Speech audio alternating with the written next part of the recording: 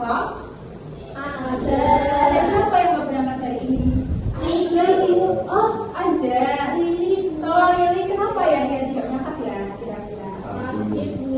Oh, sakit. Semoga cepat sembuh dan bisa kembali lagi ke sekolah. Oke, nah anak-anak, hari ini kita akan belajar tentang coding cerita rakyat materi bahasa Indonesia. Sebelum itu, Bu Hasan mau tanya nih, pernahkah kalian mendengar suatu cerita maling kundang? Pernah. Pernah mendengar ceritanya itu dari siapa? Diceritakan sama siapa? Ibu saya, Bu. Oh, ibu. Kalau yang lain? Dari Ibu. Oh, mendengar dari TV, nonton TV. Nah, oke, kita akan belajar tentang salah satu cerita rakyat. Apa sih itu cerita rakyat? Nah, di sini ada beberapa tujuan kenapa kita harus mempelajari cerita rakyat. Yang pertama itu kita akan mengetahui pengertian dari cerita rakyat. Apa sih ciri-ciri dari cerita rakyat itu? Dan apa saja jenis-jenis dari cerita rakyat? Nah, kemudian nanti dalam kegiatannya kita akan mencari suatu kata menggunakan coding. Ada yang sudah pernah mendengar tentang coding? Belum. Nah, ini ada info baru ya buat kita semua. Oke.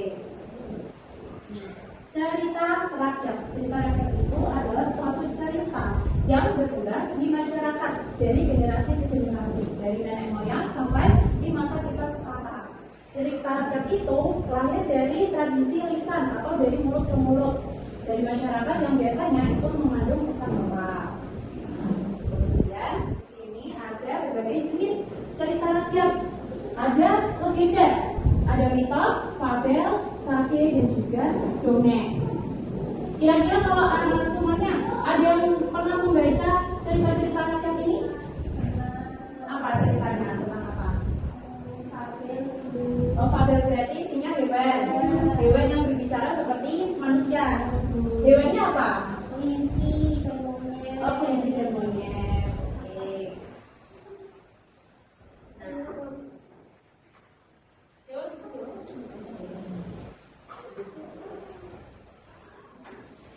Nah, sebelum kita memasuki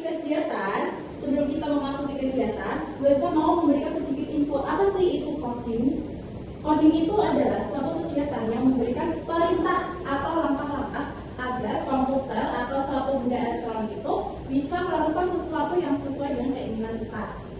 Di dalam coding itu ada banyak sekali berbagai pola atau aturan supaya perintah yang kita minta atau kita inginkan itu bisa berjalan dengan baik.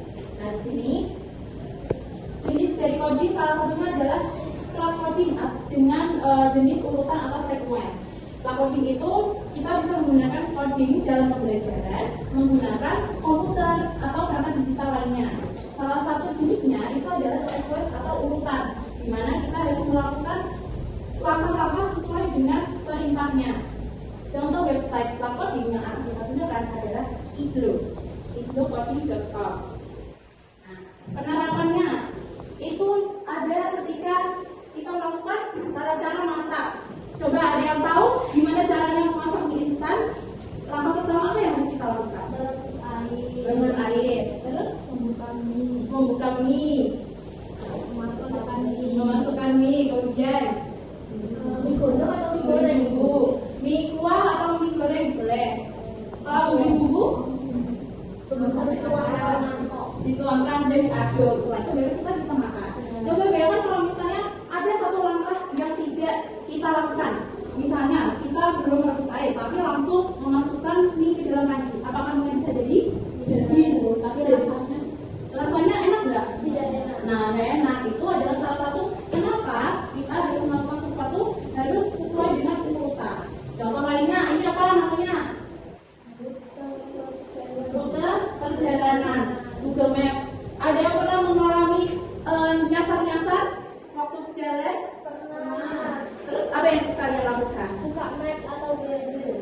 Buka Maps untuk kita tahu arah mana yang akan kita lewati di jalan. Selain itu juga ada langkah mencuci tangan. Setelah tadi sudah menjelaskan tentang penerapan coding dan kita akan melanjutkan mengerjakan tugas cerita rakyat, gue mau mengajak kalian ice breathing terlebih dahulu supaya lebih fokus dan tidak ngantuk. Oke, siap? Siap. Kalau biasa bilang semangat, nanti kalian harus menepuk meja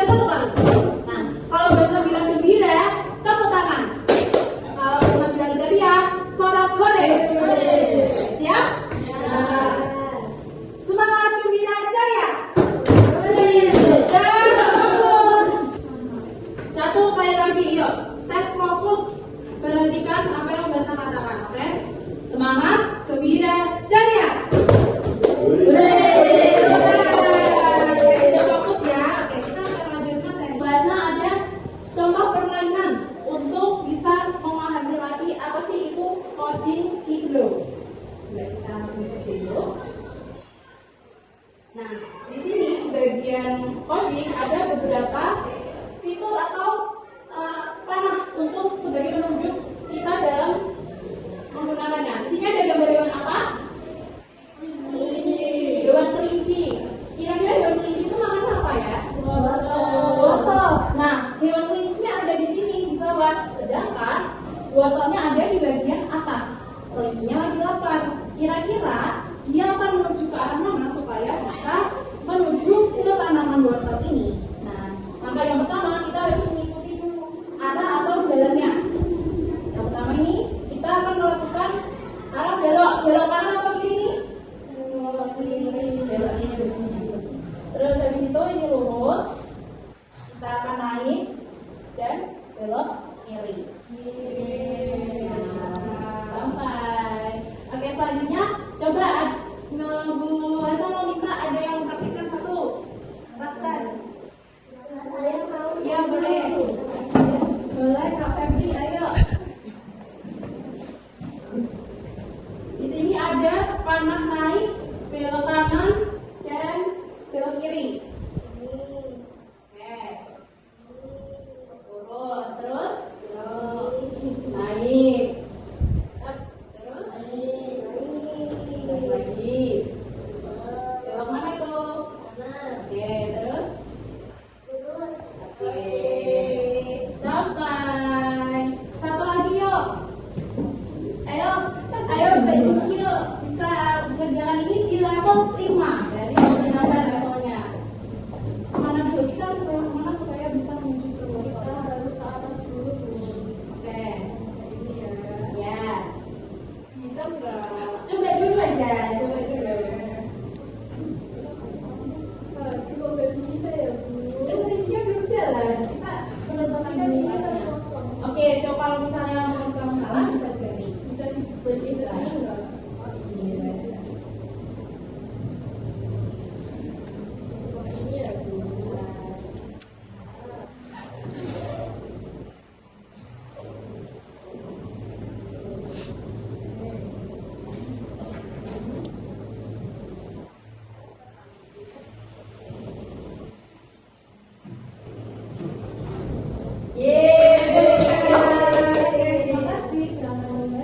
Nah, oke anak-anak, tadi kan kita sudah mempraktekkan tentang perjalanan kelinci untuk mencari wortel. Sekarang untuk mengerjakan LKPD ini, anak-anak akan mencari satu kalimat rahasia yang berkaitan dengan materi kita hari ini, yaitu tentang cerita rakyat. Di sini itu Westa kasih skill-skill ya. Ini tuh ada contoh cerita rakyat sama ciri-ciri dari cerita rakyat.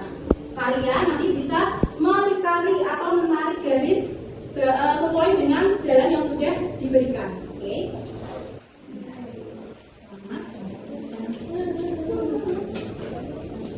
Pakai.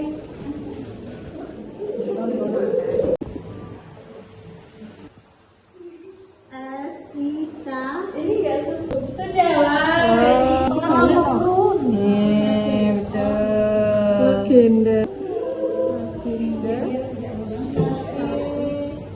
Kanan. Berarti harus geser berapa kotak?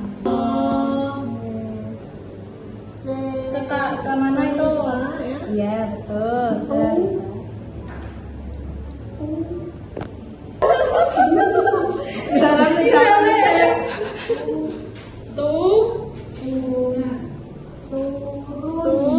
Turun.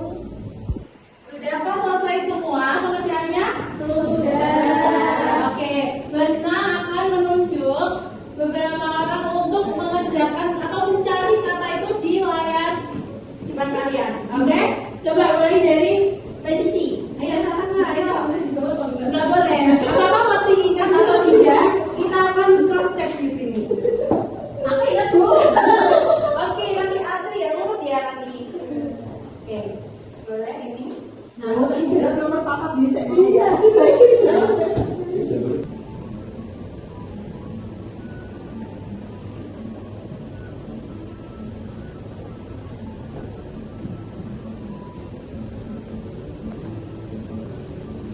itu jawabannya. Oke, apakah jawabannya sama dengan pekerjaan kalian? Sama. Oke,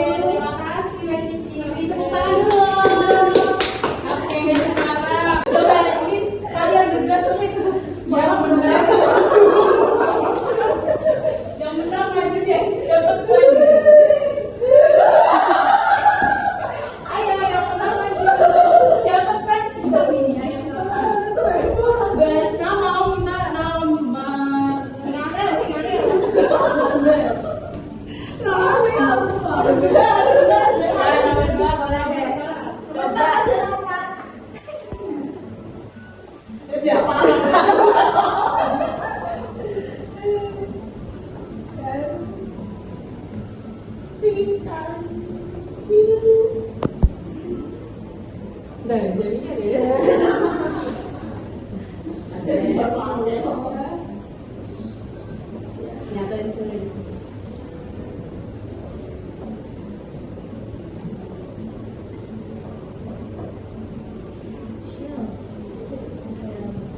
Dan gue coba mau tanya dulu, menghadap ke depan sini. Tadi kira-kira kenapa kamu bisa menjawab si kancil dan buaya? Langkah apa yang kamu lakukan? Iya, lalu yang pertama Iya. itu saya melihat jadi warna merah terlebih dahulu. Warna merah ini, terus Ada coklat, warna merah ini ada kotak berapa? Kotak ketiga, jadi saya 1, 2, 3 huruf. Langsung lanjut sebelahnya. panahnya ke arah Ke kiri. Oke, terus? Ke kiri ini. Terus? Terus turun. Mengikuti ini saja.